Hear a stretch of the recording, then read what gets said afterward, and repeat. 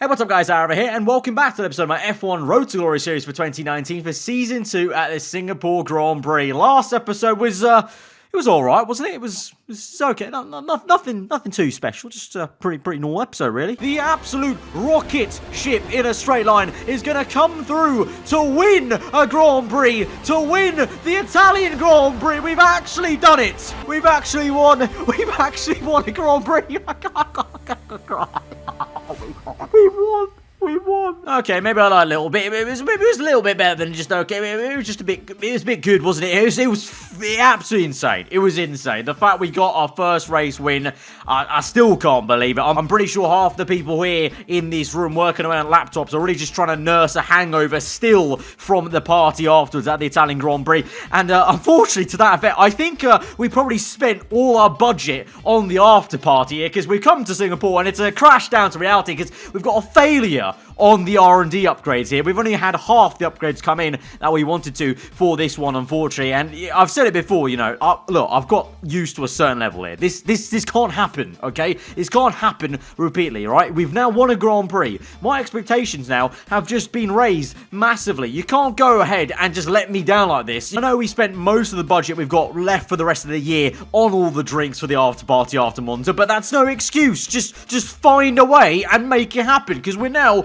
race winners. I am now a race winner in this team, so I expect a certain level of performance from now on, and if not, I'm gonna punch someone's beard off. Even with that half upgrade though, we look pretty damn tasty in our R&D shot. I mean, look how close that is now between the top team of Ferrari and ourselves. Like, we're all bunched together. That's only a difference of about 100 points on the left-hand side scaling, which isn't actually that much. That's maybe you're talking 2 ultimate upgrades, maybe 3 major upgrades. So, you know, basically, if we go to circuits where it's not maybe Singapore, where there's going to be tons of aero necessary, you know, other circuits, more neutral circuits, we have a good chance of, you know, continuing to fight for decent points every single race. Unfortunately, though, this episode may not be that, because we actually have a lot of worn-out engine parts here. Of course, we've spent all our money on the performance, and we've not really worked on the reliability. My motto was, I'd rather have a fast car that will blow up than a reliable car that is slow as crap. So, basically, what we've gone for is just all the performance parts, and so now we've got to a point where we may as well take penalties on every single part, even the gearbox, even though we don't need it,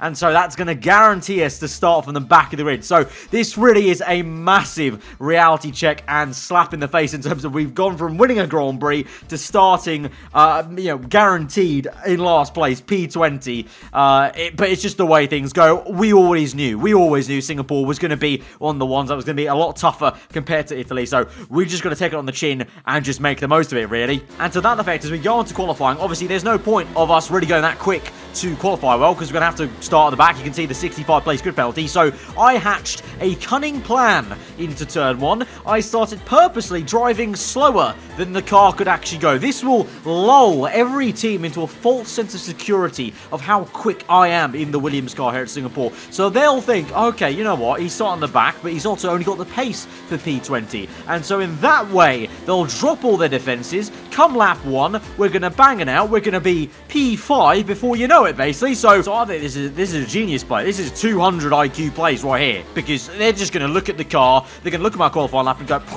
look how slow he is. Like, he's no threat. And then come lap 1, come the laps in the race, just going to be diving left, right and centre, up and down, over the car, under the car, and we're going to be overtaking everyone and just mugging them all off. So in conclusion, it's a fantastic plan. Thank you for coming to my TED Talk, and yeah, that's about it. Sorry about that. Just wasn't our day. Oh, good. Jeff got my message from the carry pigeon earlier. Yeah, he's playing along with us. It's a bad day in the office, Jeff. We'll have to try and do better tomorrow, honestly. The car was so slow.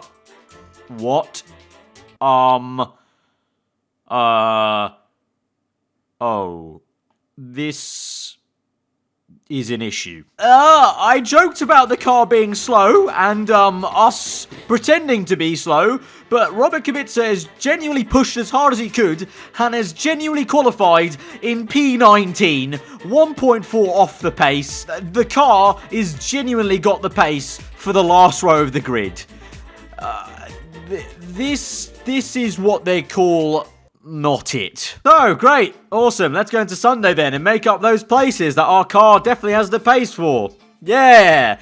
Oh, Lord. All right. Well, that's made this entire 200 IQ plan very, very awkward indeed. I should have seen it coming, of course. We don't have a lot of aero, but I thought he would have done at least, P16 or something, man. But no. Okay, P19. That's a little bit worrying, but we move, and we have to just try and do the best job we can here. Obviously, we know Kubica sometimes is very, very slow, especially when the car is not taking to the track. He is very slow in those kind of conditions where you have to drag the car up. So I still have some faith here, but this might be a little bit more of a challenge than I thought it might be. But it's going to be a one-stop, of course. Soft tire to the mediums. The soft tire doesn't appear to be going too long, and Singapore always is very tricky on the tire heating, so we have to watch out for that. Maybe play a bit of a strategic game of going earlier onto mediums or trying to go for an overcut potentially. I don't know which way it's going to go, but either way, I think we have to try some clever things in this race to try and gain those positions, because if the car genuinely is that slow, it's going to be a tough time for anyone, let alone even me, really. So let's just make the most of it, though. Keep positive here. We come off the back of a race win, okay? You got to remember that. A race win, okay? We can't be having a mentality of just being negative like this off a race win. We are now one of the elite in Formula 1, okay? It's time to do the business. So here we go then. It's like the good old days. We've wound back the clocks to the beginning of season 1 where we're absolutely horrendous. 19th and 20th for Williams here after a 1-3 at the last Grand Prix. Fire lights are out and we're underway for the Singapore Grand Prix. What a contrast of fortunes at the start of this Grand Prix as the one we left it at Monza. But here we go to the inside, trying to make moves, but Giovinazzi very, very aggressive. So I stay put in P20. We have a little look around the outside then of Kubica. He's going to nearly squeeze me into the wall there. That was a bit unfortunate. And so we're 3 wide now with him and the Italian, but down the inside of both of them there to try and scrape across for P18. But again, Robert being a bit more feisty there. So perhaps that P3 has built his confidence here in the car. Although saying that, where was that confidence in qualifying yesterday? So that's actually a rubbish statement. But we still make the move there and finally get it done. And we're P18 now. We're going to send it to the inside, catch 2 people napping there of Lance Stroll, and that DNF wasn't my fault. Just let's look over here, shall we? Remember back to the Monaco Grand Prix, all those DNFs that weren't my fault. Yeah, this is the same thing. That wasn't my fault. I did nothing there. Let's move on. Right, so we now catch up to Pierre Gasly then. You can see the engine power still coming through for us. So despite being a little bit lacking on aero in the corners here, when we can get the power down on these straights, you can see still we have that advantage there. So we're just going to try and make the most of it in those parts of the circuit and try and have a bit of damage limitation essentially in the rest of the circuit here. So you can clearly see in Sector 3 trying to do that, just that. But there's a bit of a train forming here. So to be fair, we're actually keeping up with Romain Grosjean in the Renault, and technically on paper we're actually better than the Renault team. So I should feel quite confident of trying to overtake him potentially there as Sebastian Vettel sets the fast lap of the Grand Prix and a much faster lap time than I'm probably going to be doing. But we move on to the end of lap 2, unfortunately being stuck behind Grosjean at the moment here. The engine overheating quite a fair bit in the heat of Singapore, as well as behind all these cars with the dirty air flying off us. So having to do some tactical switching of the fuel and the ERS as well to try and keep up pace, but as well, but at the same time not blowing up our engine. But look at the mega exit we've got there. That is stunning there. Down the inside of Grosjean, we squeeze him out. It's an absolutely fantastic move there by us there. That was actually looked like for once we had some actual grip in the corners. I can't believe it. So we move on to lap number 3. Same plays then. The last corner, finding some pace here to maybe overtake Magnussen into turn 1 this time rather than through the last corner. He's opened DRS. We've got DRS though, and you can see the advantage we have in a straight line once again, going around the outside of the yellow banana car. We're up into P13 then, and now we're on the back of Raikkonen. But look at that, Leclerc and Verstappen are only 1 place ahead of us there, so they're struggling a little bit, and there's a massive train actually all the way to probably the podium positions here. So like I said on the R&D chart earlier, it's all very, very close right now at the kind of top half of the entire grid, and that includes us here. So when we have the chances, we could go for it. Speaking about chances, we nearly go for a move on Kimi Raikkonen there. Thought better of it though last minute to really fully commit there to the inside. They didn't want my front right tire to shear off there. I've obviously learned from the many crashes we've had as of late with the front right tire, so I've thought better of it. I don't know why everyone else hasn't learned by now. They just keep sending it down the inside of left-hand siders, and they just keep having that tire sheared off. They're gonna learn, you know. It's F1's equally just about the mind and the learning in your brain as it is the driving. That was confirmed by my 200 IQ plays earlier in qualifying, and as a wise man, I've been patient here to try and overtake Raikkonen, and we shall do it at the most easiest time for us, which will be the back straight. You know, there's no point sending it in where we don't need to. Have a little look around the outside, just let them know we're there, you know, kind of set them up for failure, essentially, because we're going to overtake him. There's no two ifs or buts. We will overtake him as we come through now onto the back straight. There's a massive amount of oversteer, and okay, we might not overtake him. We're going to box in this lap, and we're going to actually abort that entire plan. If you guys just want to ignore all that I just said about being clever and a wise man, yeah, cool, car. So the wise man I am, I've actually decided to stay behind Raikkonen the entire time on lap number 5. I'm going to come in now for a tactical pit stop. We're getting an undercut, and the same thing with Verstappen as well there. So a few people copying my genius it would be. I mean, forget the fact they're ahead of me. They're the ones copying me. They're the ones that covered me off, basically. So we're down the pit lane now. Hopefully get some undercut here, because those tyres on the rear end were really stepping out there. I think the internal carcass temperature had really shot up at that point, and the tyres were absolutely gone. So now it's a decent pit stop, 1.8, but we get held up a little bit there by the Red Bull, unfortunately. So we're going to be out in P17 then, but that's not a threat. We will gain the positions back here, and if anything to go by previous races, we have a good chance to maybe catch up here, because those guys, they're stuck in traffic. They're going to be fighting each other, giving each other dirty air. So just got to try and get our heads down there, rich mix, hot lap mode, and just basically pick up the pieces when we come through onto the main straight. And to that effect, we move on to the end of lap number 6, onto lap number 7. The teammates in our engines blowing up slightly there with the overheating, but look on the left-hand side. Carlos Sainz is there, Alexander Albon is there in the Mercedes car, and we've overtaken both of them. We're up into P9 now, so we were all the way down outside the points, and now we're in the points in one foul swoop on the main pit straight there. Absolutely wonderful, and we're going to see even better action here as we are going to try and chase after Verstappen on the back straight. DRS open, overtake mode, and look how slow he is. It is actually pathetic. Do you guys even try to develop your engine?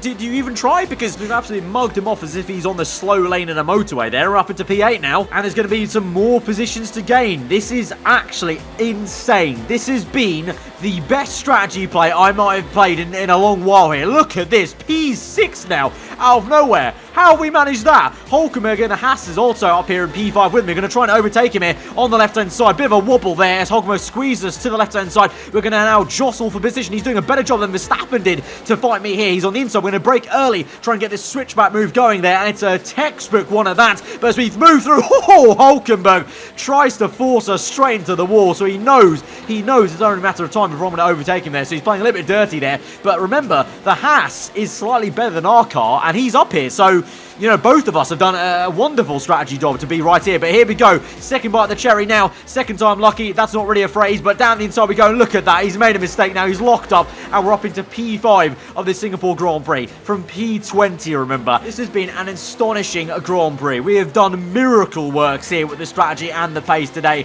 and I can't say much else apart from the fact that it's because I'm a race winner, clearly. All right, you know, I've got the pedigree now. Now that I've won a race, I've ascended to a new level of grace and performance, and you're just going to see this every single race from now on. We move then to the last phase of this Grand Prix onto lap number 13, still being chased after though by Verstappen. Have to do some defensive work and make sure we stay put ahead of him. He's now sped up a little bit. He's overtaking Hulkenberg, to be fair to him, and so we have to watch out for that Red Bull, because although he's slow in a straight line, he's still decent in the corners. But we got a massive incident to turn 1. Watch that on the minimap there. It's yellow flags. Carlos Sainz is out. We've got Leclerc out of the Grand Prix, and maybe some more cars because there's more yellow flags. Magnussen is out of the GP. Raikkonen's out of the GP. We're down to 12 runners, 10 runners as Ricciardo's out. It's Grosjean's out. Who else? Is there going to be anyone else? Giovinazzi's out of the Grand Prix. We've now only got 10 runners in the Singapore Grand Prix. Absolute madness here. In a literal blink of an eye, 7 DNFs in one corner, it seemed like, I think.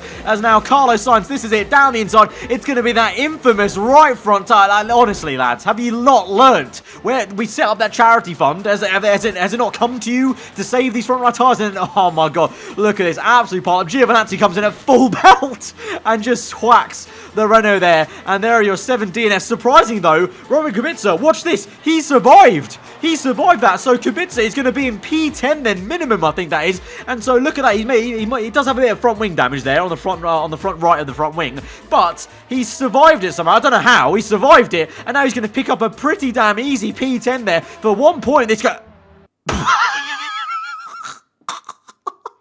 What? No! Oh, he's not done that. He's actually crashed. He Kubica has actually just DNF'd that GP like that. He avoided a 7-car pileup, and the thing that hurt him was whacking the rear end on the wall afterwards, and he's DNF'd. He's going to DNF and still get a point, because he DNF'd in P10. There's only 8 runners, 12 DNFs at the Singapore Grand Prix. It's almost like the circuit saw Monza and went, okay, hold my front right tyre, and thought, okay, I'll go one better for 12 DNFs. So absolutely bonkers here, but we come through on the last lap of the Grand Prix. The fireworks are out, obviously for me, because they're celebrating that I've somehow come from last place to 5th place there. But what a bonkers Singapore Grand Prix. 7 DNFs in a corner, 12 in total. Absolute madness. Alright, race over. Take care of the car on the way in. I will take care of the car, Jeff. I'll do a better job than 12 people did in this entire Grand Prix. You can be certain of that. Great work out there today. Let's have your thoughts. You really cut your way through the field today.